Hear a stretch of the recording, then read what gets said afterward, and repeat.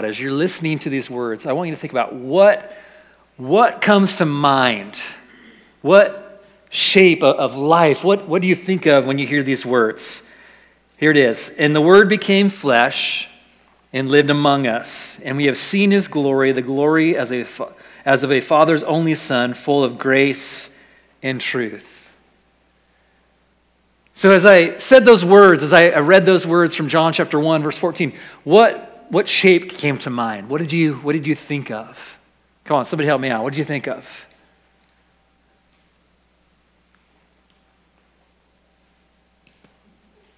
Got to be something in there that came to mind? Come on, somebody help me out. Power. Spirit became flesh. Humility. And then all those things are wrapped up in that, in those words. The great mystery of the Christmas story for the church, the Christian church, is that God became a man, human, one of us. Pastor Jim mentioned at the end of the first gathering, but try to get your mind around that reality. Long before God became one of us, the prophet Isaiah, he spoke to that day. He spoke to the day. He saw it a long time ago in Isaiah 7:14 when he said these words, "Therefore the Lord Himself will give you a sign. Behold, a virgin will be with child and bear a son, and she will call his name Emmanuel," which is interpreted, God with us. So a long time ago, this was something that Isaiah saw. Hundreds of years later, here was Jesus, born in a manger, right? Born in a world of chaos, came into the world as one of us. The word we use that captures the mystery of this scripture, of this idea, is the word incarnation. Now, incarnation, what it is it provides theological framework, if you will. It provides the language we use to give theological shape and understanding and scope to the idea of one who is other than us, outside of us, before us, who took on human flesh and skin and became one of us. Incarnation. Now, the idea is that simultaneously, all at once, Jesus was 100% God and 100% man. Now, throughout the history of the church, there have been struggles with this theological reality. How do you make sense of that? And how do you define it? How do you give shape and scope to it? And incarnation obviously is one of those words that helps, but still it's a mystery, and trying to get our minds totally wrapped around it is sometimes it's a struggle, right? And so by faith we embrace that reality. But there have been times in history where the church has overemphasized the divinity of Christ at the expense of His humanity. And how many know if you remove the humanity, then you remove that ability or that truth of God relating with us on a very human level. As one who suffered. I was thinking about in the garden, and Jesus, right before He was about to be betrayed, he prayed and He said, "Father, if you will, take this cup from me." That cup represented suffering. It represented what was in front of Him, what was still to come, the road that was still to be carried out. And He said, "God, can you take this cup?" And Father, and it's there, He says, "But not my will, but your will." Right? That reality of being able to sympathize, to empathize, to understand man in its weakness, man in its humanity, one of us. There have also been times in the history of the church where we have overemphasized the humanity of Jesus, and that can happen at the expense of His divinity. And so somehow Jesus was both 100% God and 100% man simultaneously all at once. Think about that.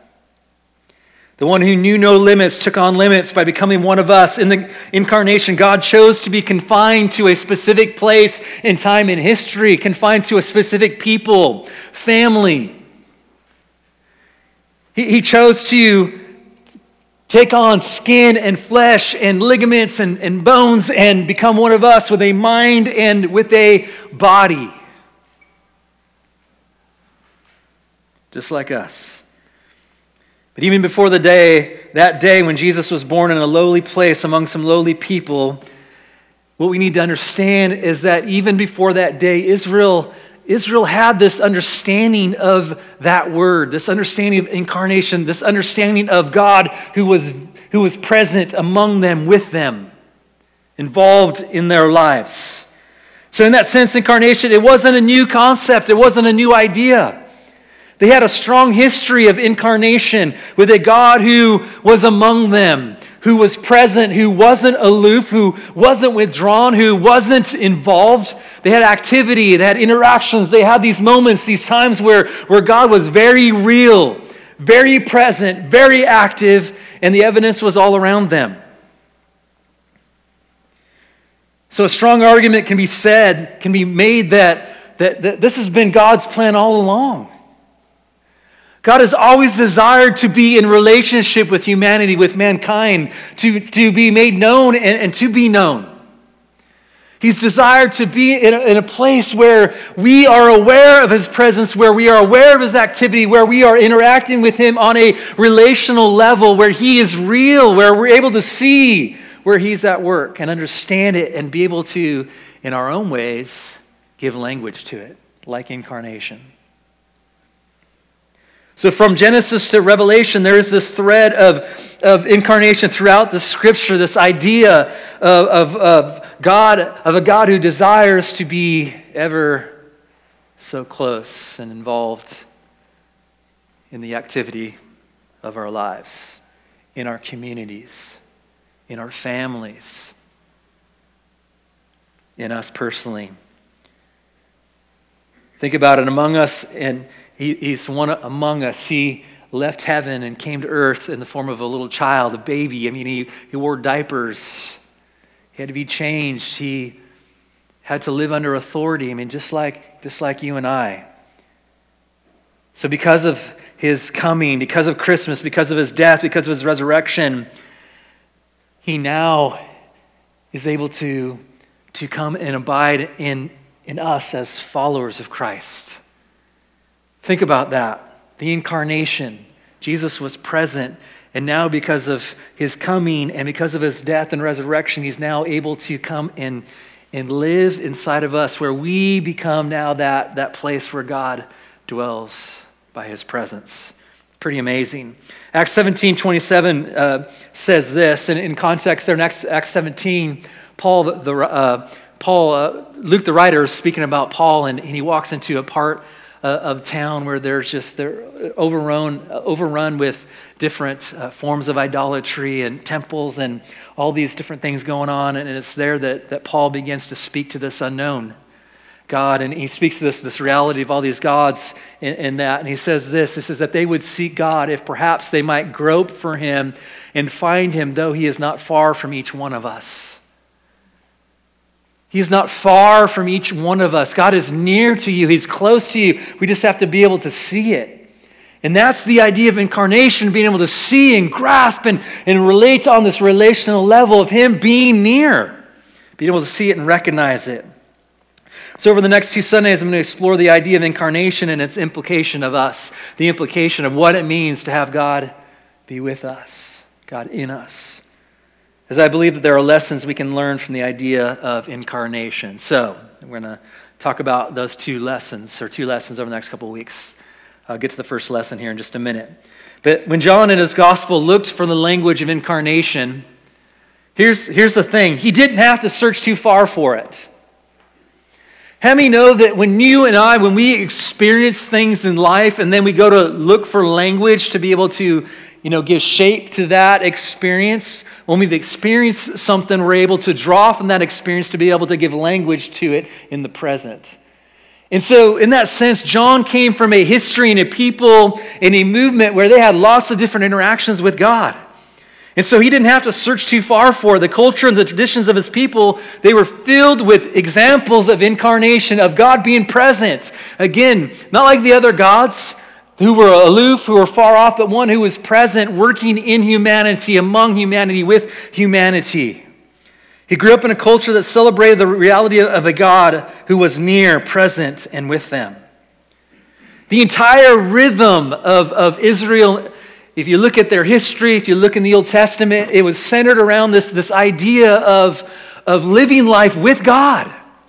That if you want to know how to order your life, how to live your life, here's how to do it. Here's how to make sense of God being in the middle of your life. Here's the rhythm. Here's the reality of His presence in the middle of it.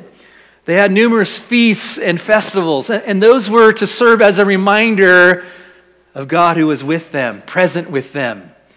When they gathered, it was to cause them to look up, to remember, right, God's activity in among them. The stories they told, long before they were written on parchment or paper or rock, before they were ever translated into different languages, it was the language of the people, and it was stories that they told over and over again, verbally, orally, passed down from generation to generation. Those stories were told. Why? To tell of a God who was among them, with them, incarnate. They had numerous examples that they could point to and say, this is how we know that God is with us. And many of us are here today, and we've had many maybe experiences and examples of those same realities where we're able to point and look at those same things and say, this is how I know God is with me. God met me in this place. God met me in this time. God helped me. He delivered. He saved. He worked. He made a way when there was no way. Israel, they could point to Genesis 1 and God's Spirit brooding over the waters. It's the Spirit who gives life. And there in Genesis 1, right, in the midst of chaos and no form, and there was a void and no structure, it says that God spoke, and then He caused this world to come into formation. He created man, and He breathed life into man. He gave him a spirit, and they received the breath, the essence of God being, right? Their being came as a result of the Spirit's work, of God's work, and in the beginning there in Genesis. They could point to the power of the Spirit and the leadership of Moses and the leadership of Samuel and the leadership of Deborah, King David, and others, and be able to say, yeah, this is how God spoke. Here's how God met us. Here's how God worked among us. They could point to their deliverance out of Egypt, where they had been slaves for over 430 years. That's a long time to be a slave.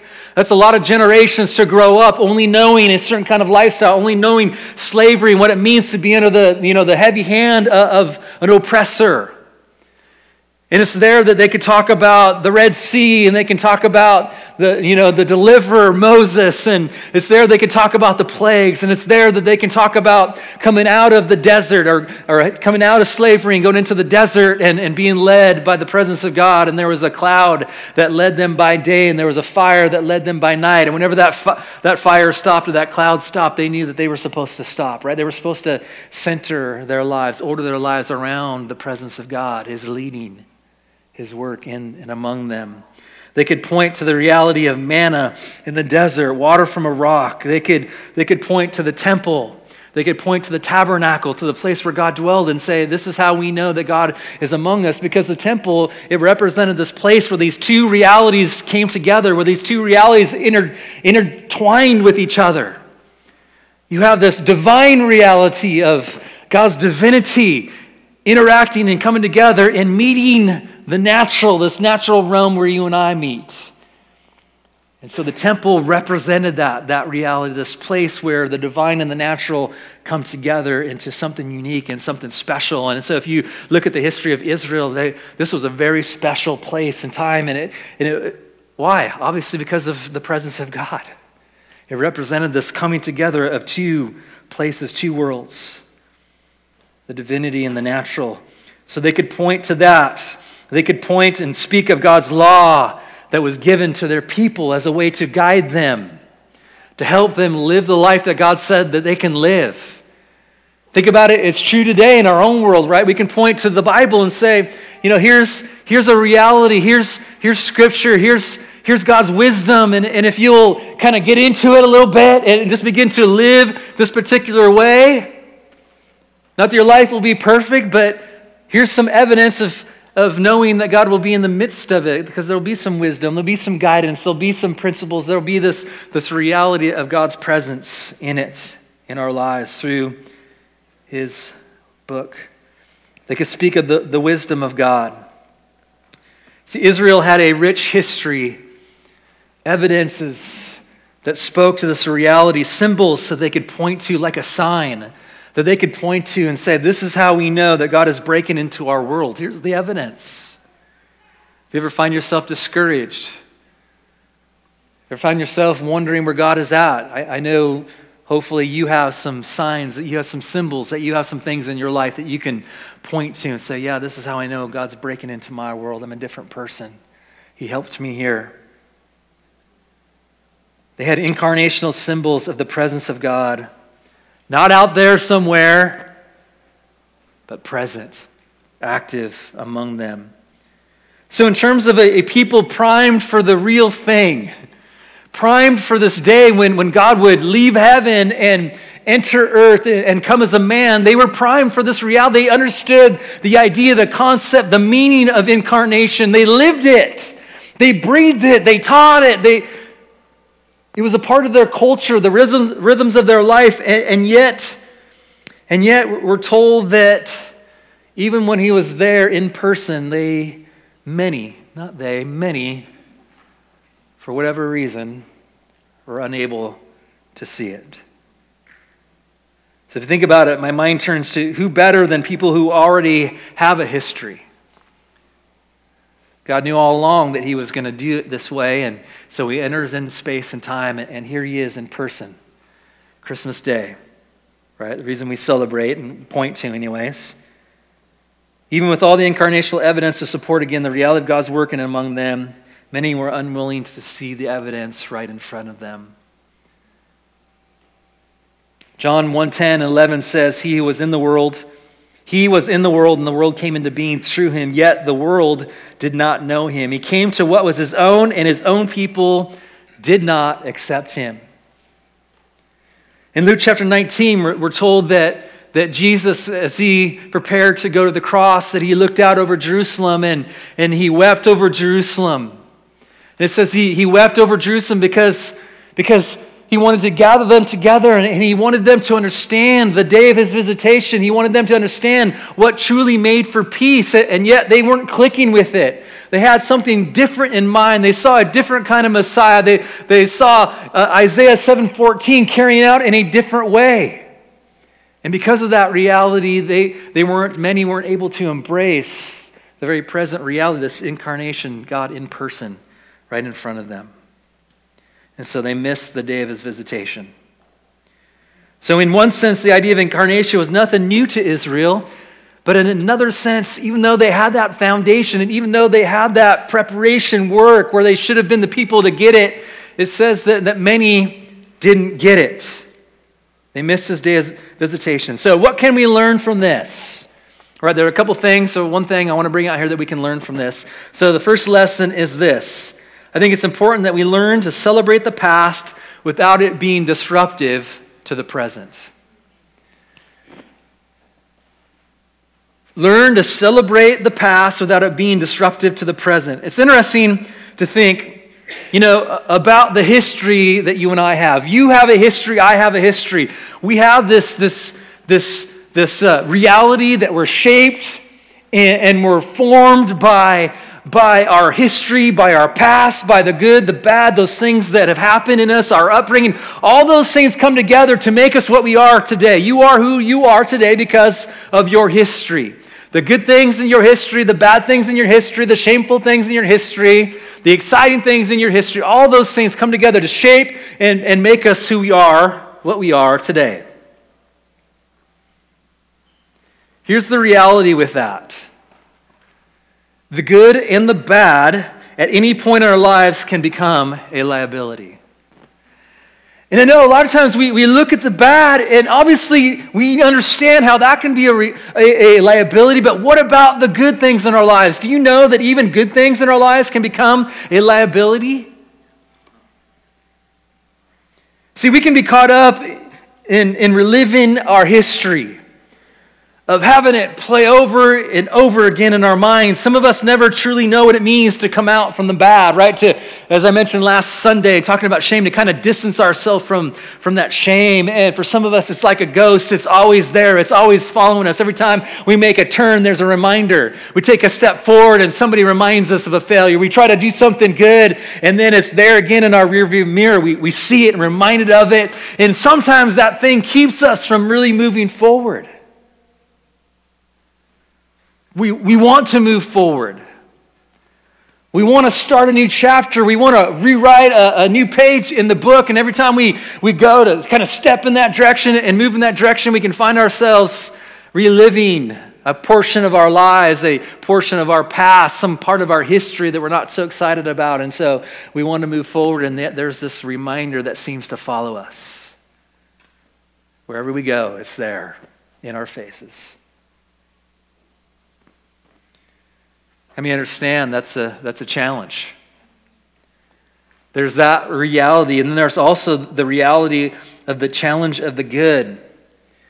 You know, I can look back, and I've had many, great moments with God, and there's a gentleman in our church who's hungry to grow, but it's all new, and he's trying to get his mind around it, and so we talk and he wants to know what's it like to live with Christ? What does it mean?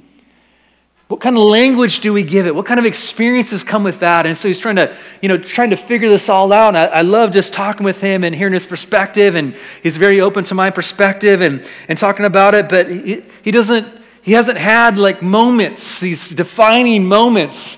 Yes, he's had small ones over the course of his journey, but he's never had something like just totally, just awaken his heart, his spirit, where like it just comes alive, or where he has this experience with God, and it's like, I can't go back to my old self anymore. I don't want that. And so it's good to be able to talk with him and just hear his heart, his perspective. But I've had moments in my life where the presence of God has been so real. So what does that look like? It looks like, when someone enters into a room, how many of you have ever walked into your house, right? And maybe you didn't know one of your kids are going to be there, but you walk in and all of a sudden you somebody's in the house. One of your kids is there. You sense their presence, or you're kind of busy doing your thing and somebody walks into a room and maybe they're behind you because you're working on your computer, and then you just know someone's walked into the room. You sense their presence. Right? The presence of God in the same way. There are moments and times where He manifests Himself in that way, where He comes, it's like we just become awakened to this reality of the presence of God. I've had moments like that where they're heavy, and where the only thing I can do is weep, and where the only thing I can do is like, take off my shoes like Moses in Exodus, because the ground is holy. It's like you're in His presence, and you feel it and you experience it, and it's goosebumps on the back of your neck, but it's so much more than that. It's this reality of God being in this place. Think about Jacob. Jacob had an encounter, and it says he made this little memorial. It says that he had finally understood with Jacob's ladder in the book of Genesis. It's like, I didn't know God was in this place, and now I know. So I need to make this little memorial to remind myself that He was here. Moments like that. Have you had moments like that? I've had moments where I've wept, where I've felt this presence, where I've experienced provision, healing, where it seems like there is no way, and then somehow in the midst of it, God makes a way. As good as all those moments have been, and may have been for you in your life, hopefully you've had moments, right, where you've experienced God, where you've seen Him answer prayer, where He's met you in deep, profound ways, where He's come alive, where His presence, right, has become more real than it ever has before. We have to find ways, as good as those moments are, we have to find ways to be able to move forward.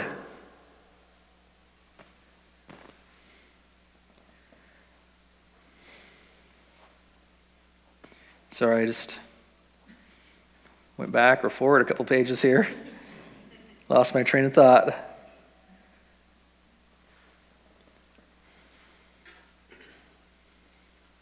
So we have to find ways not only to see Him and His work in the past, but then to see His work and His presence in the present.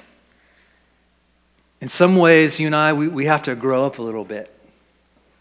Paul says this, when I was a child, I thought like a child, I reasoned like a child, but then when I grew up, I had to put those childish ways away.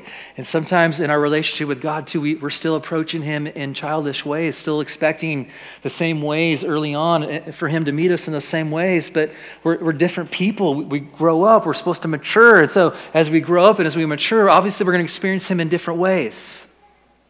So in some sense, to really move forward and to experience him in the present, we have to grow up a little bit. In other ways, we have to go looking to find and to see his footprint in the present and not just in the past. I don't know about you, but sometimes that frustrates me when I sit down and I'm talking with another person, and it's like, hey, what's God doing in you? And I have to go back and I got to figure out something to talk about from the past. Isn't there something in you that desires stories that are new in the present that we're living out currently? So we have to go looking for his footprint. We have to be really in a place to be able to see where he's at work in the present. We have to ask ourselves questions like this. What does it look like to worship God in the present, in my current context? Not what it was like when I was a teenager. Not what it was like when I had those Pentecostal moments when God just came alive in me and it was so real and good at camp. But what about when I go home, right? And I'm living my life. Where is God in those moments? What does that look like in my context? And for some of us, we've had very, defining moments, maybe at a youth camp or at some kind of retreat or some kind of moment like that. And those moments are great. But at some point, you and I have to learn to build on those moments and be able to appreciate them and celebrate them, but also begin looking for the reality of God in the present. It's important we ask ourselves questions like, what does living missionally look like in the moment? And I was thinking about this, and I was talking to my wife yesterday, and I just was like, man, I find this really kind of frustrating. And hopefully this makes sense. But it's frustrating to think that both the good and the bad part of our history, that those things that follow me into my present, that those things can be a liability.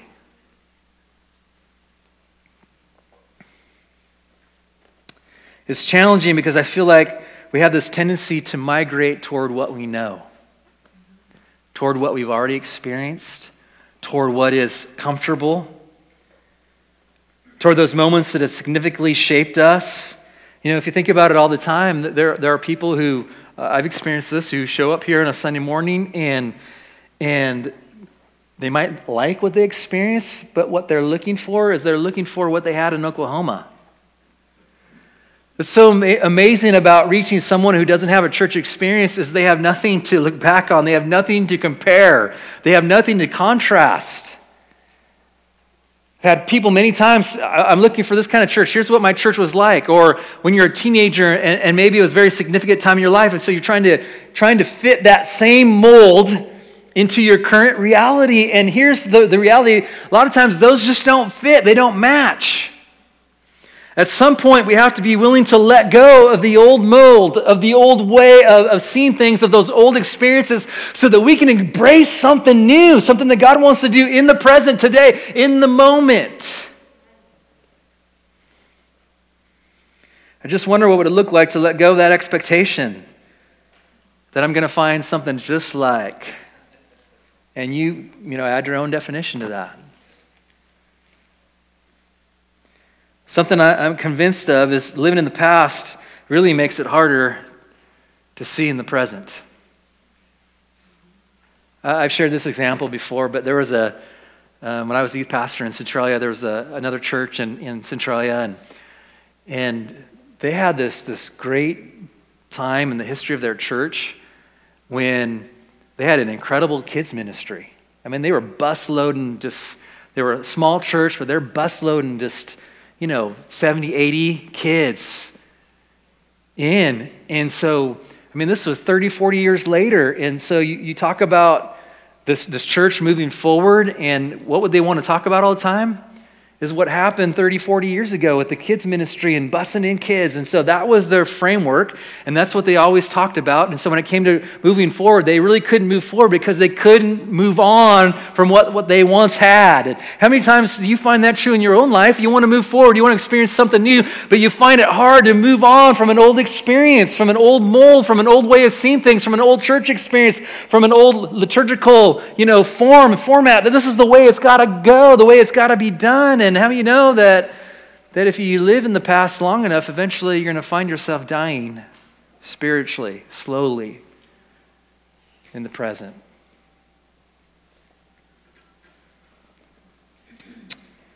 That's why Jesus spoke of the need for new wineskins in Luke chapter 5, verse 37 through 39. He said this, "And no one puts new wine into old wineskins, otherwise the new wine will burst the skins, and it will be spilled out, and the skins will be ruined.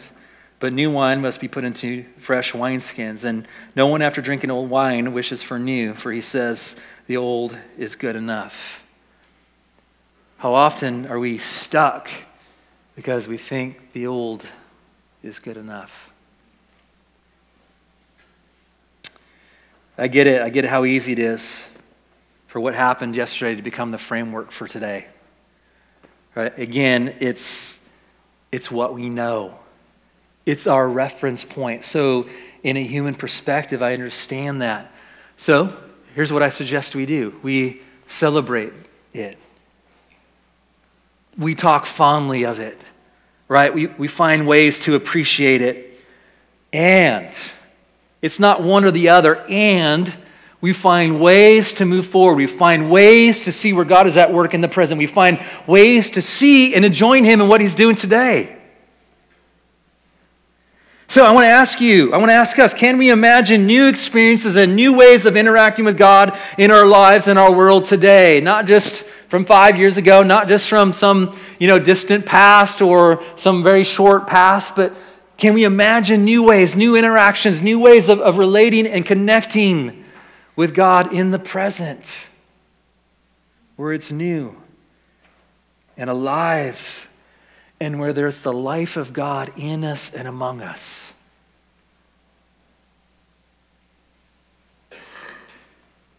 Talk about what kind of community do I envision for us. I envision our name, Harbor Life. I envision us being a place where people receive life, and then they receive that life, and then they give that life out. And if you're going to receive life and give life, you always have to be living in a place where you're receiving it so you can give it out. The old yesterday, it's not going to help today. We can look to it, we can point to it, we can remember it, celebrate it, but as far as that, it had its place, it had its time. So now, what are we doing today to give life, to express life? Think about it. Maybe the Jews didn't want to see Jesus. Maybe they were scared by the idea of something new. Maybe you and I are scared today of something new. What will that mean? How will that break the mold? How will that challenge my theology? How will that challenge my perspective? So maybe we are. As good as it is to look back and celebrate the past exploits of previous generations, how many know that it's fun just talking with my older daughters now?